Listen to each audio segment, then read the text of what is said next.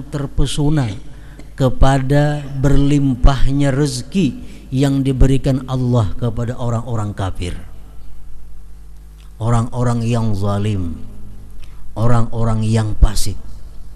Jangan kamu terpesona terhadap kemegahan-kemegahan mereka itu, sebab nanti kemegahan-kemegahan itulah yang mendatangkan siksa buat mereka, baik di dunia ini maupun di akhirat nanti. Nah, di situ para ulama dalam kitab bihi wa dzurriyyatihi wa atba'ihi amma ba'd, yang kita hormati dan kita cintai para habaib, para alim ulama, guru-guru agama, para muhibbin, hadirin dan hadirat rahimakumullah. Puji syukur selalu kita haturkan kehadirat Allah Subhanahu wa ta'ala atas berbagai macam anugerah yang selalu dilimpahkan kepada kita semua. Dan juga salawat dan salam selalu kepada junjungan kita Nabi besar Muhammad sallallahu alaihi wasallam, dan kepada seluruh keluarga, para sahabat, zurriyat dan para pengikut beliau ila yaumiddin. Para muhibbin rahimakumullah, kita masuk kepada surat yang ke-20 dari surah-surah yang ada di dalam kitab suci Al-Quran. Al-Ishrun min suwaril Quran, suratul Taha, yang ke-20 dari surat-surat yang ada dalam Al-Quran, yaitu surat yang dinamakan dengan Taha. Surat Taha Makiyatun, diturunkan di Mekah sebelum Rasulullah sallallahu alaihi wasallam hijrah ke Madinah. Wa ayatuha, dan ayat-ayatnya surat Taha khamsun wa salasun wa mi'ah, berjumlah 135 ayat. Banyak hadis Rasulullah sallallahu alaihi wasallam yang membicarakan tentang surat Taha tersebut. Di antaranya sabda beliau, innallaha tabaraka wa ta'ala qara'a Taha wa Yasin qabla an yakhluqas samawati wal ardi alfai am, rawahul Baihaqi.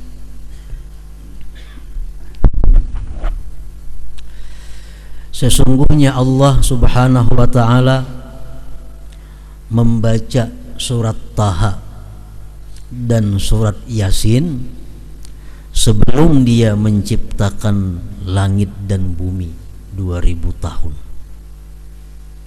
Sudah dibaca oleh Allah Subhanahu wa ta'ala surat Taha dan surat Yasin. Dan Rasulullah sallallahu alaihi wasallam bersabda lagi, kullu qur'anin yudha'u ala ahlil jannah fala yaqra'una minhu syai'a illa Taha wa Yasin fa innahum yaqra'una bihima fil jannah, akhrajahu Ibnu Mardawaihi. Seluruh isi Quran dihantarkan atas penghuni surga, maka mereka penghuni surga itu tidak lagi membaca Quran itu. Jadi di surga itu Quran sudah ditutup. Mereka orang surga tidak lagi membaca Al-Quran, kecuali yang mereka baca adalah surat Taha dan surat Yasin. Maka orang-orang surga membaca dengan dua surat tersebut di dalam surga. Dalam surga kada ada lagi perintah sembahyang. Di dalam surga kada ada lagi disuruh puasa. Dalam surga kada ada lagi disuruh zakat. Dalam surga kadada lagi disuruh tahajud, bangun malam. Jadi kesibukan orang surga itu hanya adalah bersenang-senang dengan kenikmatan-kenikmatan yang tiada batas yang disediakan oleh Allah Subhanahu wa taala. Namun dari sekian itu mereka tetap masih membaca 2 surat yang ada dalam Al-Qur'an ini, yaitu surat Taha dan surat Yasin. Oleh karena itu ada pendapat para ulama mengatakan bahwa tanda-tanda orang yang bakal menghuni surga itu adalah orang-orang yang melazimkan setiap malamnya membaca surat Taha dan surat Yasin ini. Karena itu adalah amalannya ahli surga. Dan tidak bisa mengamalkan 2 surat tersebut di dalam dunia kecuali orang-orang yang nantinya bakal menghuni surga. Surat Taha dan surat Yasin. Para muhibbin rahimakumullah, surat Taha diawali dengan Bismillahirrahmanirrahim. Taha ma anzalna 'alaikal qur'ana litashqa illa tazkiratan liman yakhsha tanzilan mimman khalaqal arda was samawati al-ula.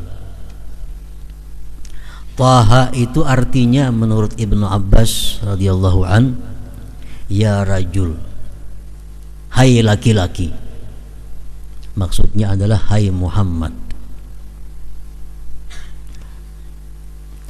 Tidaklah kami turunkan atas engkau itu Al-Qur'an untuk kamu rugi. Tidak kami turunkan Al-Qur'an itu agar kamu celaka. Melainkan itu Quran adalah merupakan peringatan bagi orang yang takut kepada Allah. Quran diturunkan dari Tuhan yang menciptakan bumi dan langit yang tinggi. Itu ayat 1 sampai ayat 4 surat Taha tersebut. Para ulama tafsir mengatakan bahwa sebab turun ayat tersebut adalah orang-orang musyrik Mekah. Mereka mengatakan ma unzila hadzal Qur'an ala Muhammad illa liyashqa. Orang-orang kafir Quraisy berkata bahwa tidak diturunkan itu Quran kepada Muhammad melainkan agar Muhammad itu celaka. Abu Jahal dan kawan-kawan berkata innaka ya Muhammad latashqa. Engkau hai Muhammad sungguh celaka. Akhirnya Allah Subhanahu wa taala menurunkan ayat tersebut. Taha ma anzalna 'alaikal qur'ana litashqa. Tidak kami turunkan itu Quran agar kamu celaka. Tetapi sebaliknya Quran itu diturunkan oleh Allah Subhanahu wa taala untuk menjadikan peringatan, nasihat bagi orang-orang yang takut kepada Allah Subhanahu wa taala. Para muhibbin rahimakumullah, di dalam surat Taha banyak kisah cerita-cerita tentang sejarah Nabi, dan banyak pula dalam surat Taha tersebut peringatan-peringatan Allah kepada kita kaum muslimin. Di antaranya yang tersebut dalam ayat 131 surat Taha, Allah Subhanahu wa taala berfirman, wala tamuddanna 'ainaika ila ma matta'na bihi azwajan minhum zahratal hayatid dunya linaftinahum fihi wa rizqu rabbika khairu wa abqa. Tafsir daripada ayat tersebut adalah, jangan kamu memandang terpesona kepada kesenangan yang kami berikan kepada mereka orang-orang kafir, orang-orang zalim, orang-orang fasik, berupa kemegahan kehidupan dunia yang nanti kami siksa mereka dengan kesenangan tersebut. rezeki yang Allah berikan nanti kepadamu di akhirat jauh lebih baik dan lebih kekal, khairu wa abqa. Nah, para muhibbin rahimakumullah, dalam satu ayat itu ada dua yang diambil oleh para ulama tafsir. Pertama, jangan kamu memandang, jangan kamu terpesona kepada berlimpahnya rezeki yang diberikan Allah kepada orang-orang kafir, orang-orang yang zalim, orang-orang yang fasik. Jangan kamu terpesona terhadap kemegahan-kemegahan mereka itu, sebab nanti kemegahan-kemegahan itulah yang mendatangkan siksa buat mereka, baik di dunia ini maupun di akhirat nanti. Nah, di situ para ulama dalam kitab tafsir Al-Fakhrur Razi disebutkan, yajibu ghaddul basar an abniyatiz zalamah wal fasaqah wa libasihim wa markubihim wa ghairiha li'annahum ittakhaduha li'uyunin nazzarah fannazir ilaiha muhassilun li gharadihim wal muqawwilahum ala ittikhadiha. Imam Fakhrur Razi mengatakan wajib menahan mata, menjaga mata atau memejamkan mata daripada memandang rumah-rumah, bangunan-bangunan, gedung-gedung orang yang zalim dan orang yang fasik, pakaian-pakaian mereka, kendaraan-kendaraan mereka. Karena mereka itu membangun yang demikian gedung, memakai pakaian yang mewah, kendaraan yang mewah, mereka menjadikan itu untuk pemandangan. Siapa yang memandang kepada pemandangan tersebut berarti menolong mereka dalam kejahatan mereka. Gedung mewah, kepunyaan orang kafir, kepunyaan orang yang zalim, kepunyaan orang yang fasik, jangan dipandang. Memandang itu kita berdosa. Di mana dosanya? Kita menolong terhadap apa yang mereka inginkan. Kita memandang kepada kemegahan pakaian mereka, memandang kepada kemewahan kendaraan mereka, mendatangkan dosa. Sebabnya apa?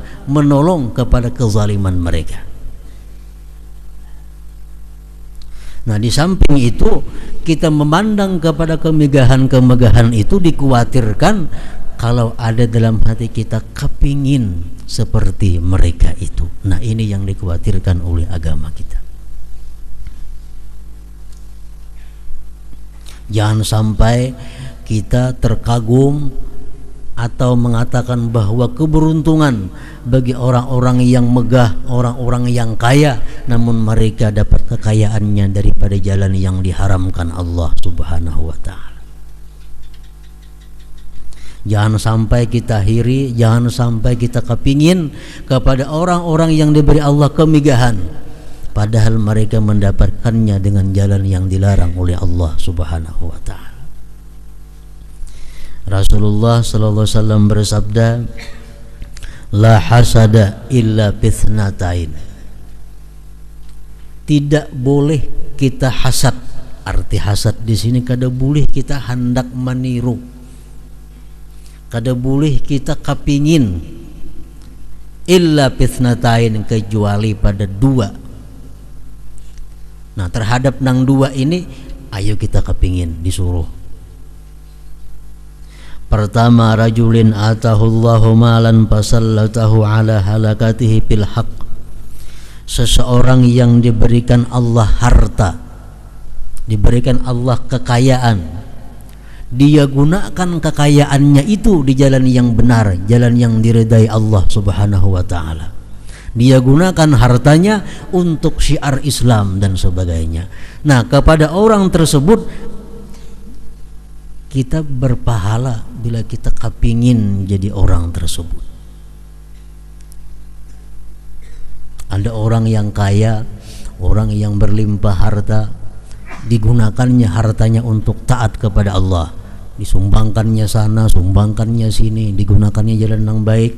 Lalu kita melihat, untungnya orang itu, aku hendak benar jadi macam itu. Nah, itu kita dapat pahala demikian hal. Yang kedua, warajulin atahullahul hikmata fahuwa yaqdi biha wa yu'allimuha. Seseorang yang diberi Allah ilmu, dia amalkan ilmu itu dan dia ajarkan ilmu itu. Nah, kita pun disuruh ingin seperti orang tersebut. Para muhibbin rahimakumullah, kalau ada orang yang punya rumah mewah, pakaian mewah, kendaraan mewah, tapi dia dapat dari hasil riba umpamanya, apakah orang tersebut kita katakan beruntung atau kada?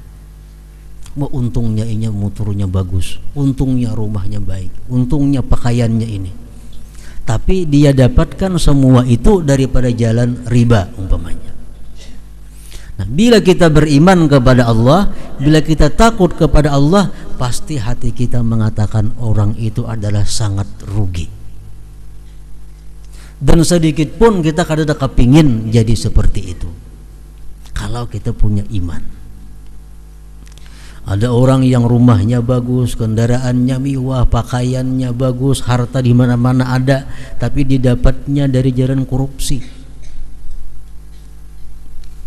Kita katakan untung kada orang tersebut, berhasilkah dia? Kalau kita beriman kepada Allah, kita pasti mengatakan bahwa itu adalah orang yang sangat rugi, orang yang sangat hina di sisi Allah Subhanahu wa ta'ala, orang yang sangat menjijikkan di sisi Allah Subhanahu wa ta'ala. Tapi kalau hati kita cinta kepada dunia, hati kita senang kepada kemegahan dunia, pasti kita mengatakan, untung ini dapat itu segala macam, walaupun dengan jalan yang diharamkan oleh Allah Subhanahu wa ta'ala. Para muhibbin rahimakumullah, Allah Subhanahu wa ta'ala menceritakan dalam surat Al-Qasas tentang Qarun.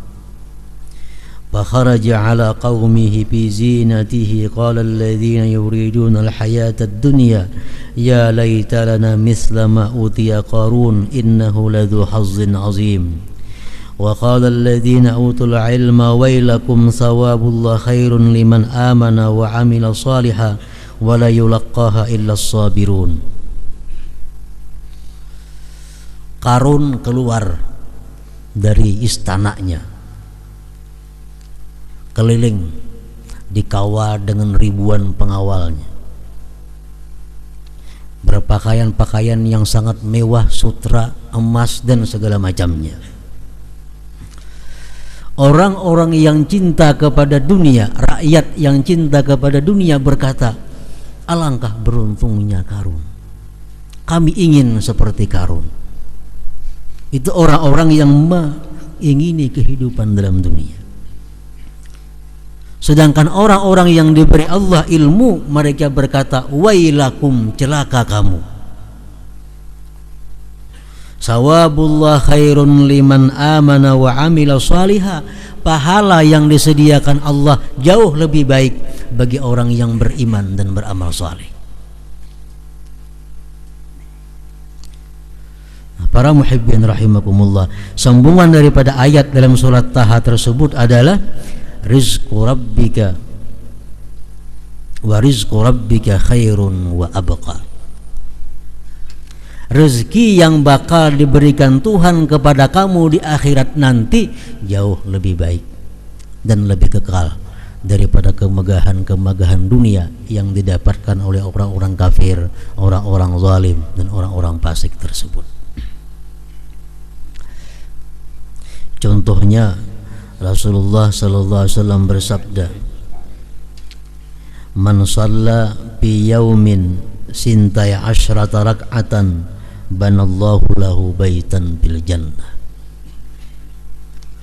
Kata Rasulullah, siapa sembahyang dalam sehari 12 rakaat sembahyang sunat, Allah bangunkan dia satu rumah di dalam surga. Nah, ini rezeki daripada Allah, pemberian Allah jauh lebih baik dan lebih kekal. Dengan sembahyang sunat 12 rakaat sehari, Allah akan memberikan kita satu buah rumah di dalam surga. Kalau kita berkhidmat kepada Allah, kita berkhadam kepada Allah, gajinya besar dan lebih baik. Berapa lawasnya sembahyang 12 rakaat? Ganjarannya Allah berikan sebuah rumah di dalam surga lagi andaknya. 12 rakaat tersebut menurut sebahagian hadis mengatakan rak'ataini qabla al-fajri, 2 rakaat sebelum subuh, rak'ataini qabla az-zuhri, 2 rakaat sebelum zuhur, wa rak'ataini ba'da az-zuhri, 2 rakaat sesudah zuhur, wa rak'ataini qabla al-asri, 2 rakaat sebelum asar, wa rak'ataini ba'da al-maghrib, 2 rakaat sesudah maghrib, wa rak'ataini ba'da al-isya, 2 rakaat sesudah isya. Sembahyang rawatib artinya. Nah, kita sehari sembahyang rawatib 12 rakaat, kita berkhidmat kepada Allah, Allah berikan kepada kita satu buah rumah di dalam surga. Esok 12 rakaat lagi, 2 buah rumah di dalam surga. Esoknya 12 rakaat lagi, 3 buah rumah dalam surga. Pemberian Allah kepada orang yang beriman dan beramal saleh jauh lebih baik daripada apa yang mereka dapatkan di dalam dunia ini. Sabda Rasulullah SAW lagi, man qara'a hamim ad-dukhan fi lailati jum'atin aw yaumi jum'atin banallahu lahu baitan fil jannah. Barang siapa yang membaca surat dukhan malam Jumat atau siangnya, Allah berikan dia satu buah rumah di dalam surga. Malam Jumat baca surat dukhan, dapat rumah di surga. Jumat kaina baca pulang surat dukhan, dapat rumah lagi sebuah di dalam surga. Itu pemberian Allah kepada orang-orang yang beriman dan beramal saleh. Rasulullah bersabda lagi, man qala subhanallahil azim wa bihamdihi ghurisat lahu biha nakhlatun fil jannah. Siapa yang mengata subhanallahil azim wa bihamdihi, subhanallahil azim wa bihamdihi, satu kali, Allah tanamkan dia di dalam surga satu pohon kurma. 100 kali kita mengata sehari, 100 pohon Allah tanamkan di dalam surga. Wa rizqu rabbika khairun wa abqa. Rezeki Tuhan engkau jauh lebih baik dan lebih kekal. Nah, para muhibbin rahimakumullah, semakin banyak kita punya di dalam surga, semakin banyak kita punya taman di dalam surga, makin banyak kita punya kebun dalam surga, makin banyak kita punya rumah dalam surga, otomatis hati kita di dalam dunia ini kada takutan mati. Bahkan mereka itu yang sudah banyak simpanan di surga, mereka rindu kepada mati. Kenapa? Sudah banyak berisi di sana. Rumah sudah berisi ribuan buah, kebun berisi ribuan hektar, segala macam sudah menunggu di sana. Otomatis hati kita dalam dunia ini kada takutan mati. Nah, kenapa kita takutan mati? Karena kita merasa belum punya apa-apa di sana. Kita belum tentu masih punya rumah di sana, belum tentu masih punya kebun di sana, barangkali di neraka menunggu kita, lalu kita takutan mati.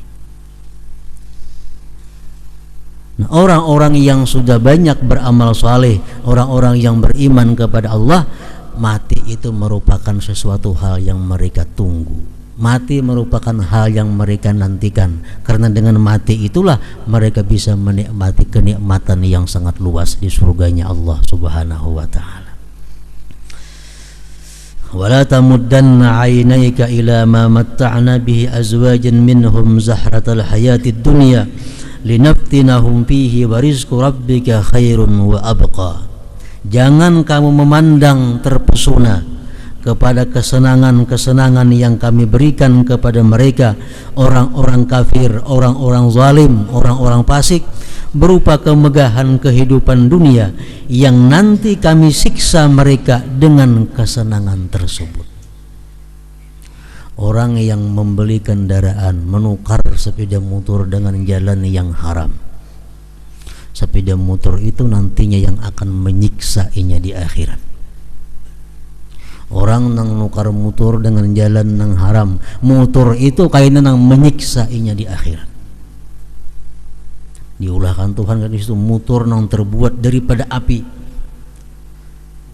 dimasukkan dia ke dalam motor tersebut. Orang yang simpanannya emas pirak dengan jalan yang haram, emas pirak itulah yang akan menyiksa dia nanti di akhirat dengan menjadikan Allah setrika kepada tubuhnya. Linaftinahum fihi, dengan kesenangan itulah mereka kami siksa nantinya.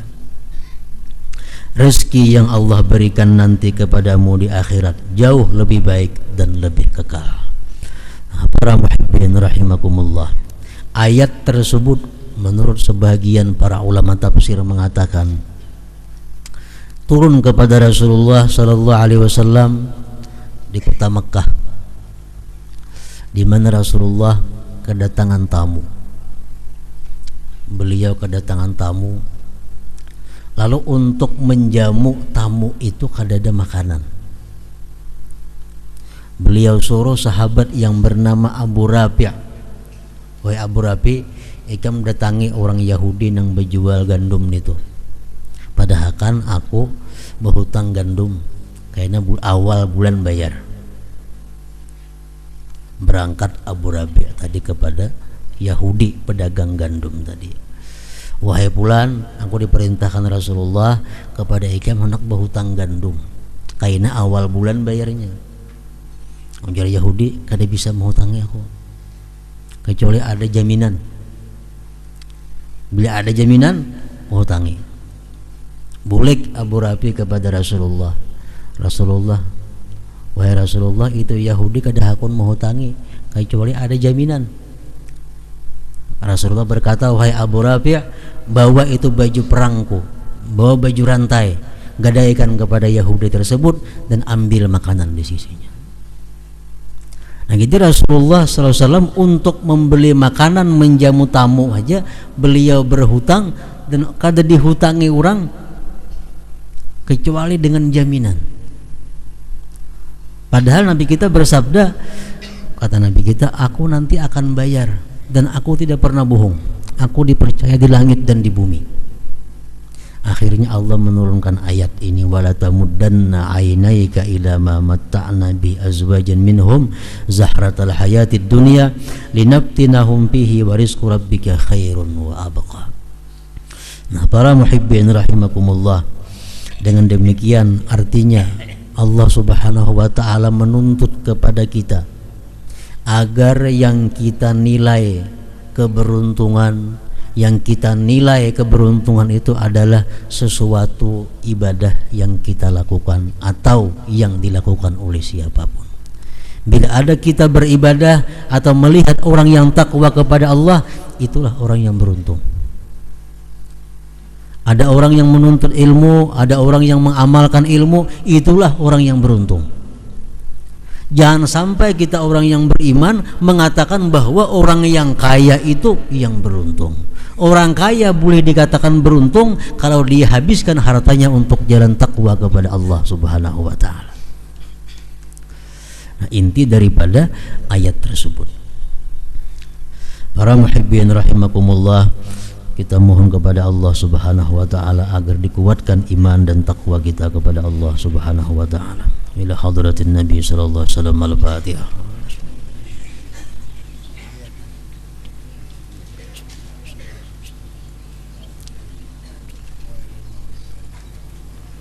Asyhadu an la ilaha illallah wahdahu la syarika lah. وأشهد أن سيدنا محمدا عبده ورسوله لا إله إلا الله نستغفر الله لا إله إلا الله نستغفر الله لا إله إلا الله نستغفر الله لا إله إلا الله ونتوب إلى الله لا إله إلا الله محمد رسول الله صلى الله عليه وسلم فيا أيها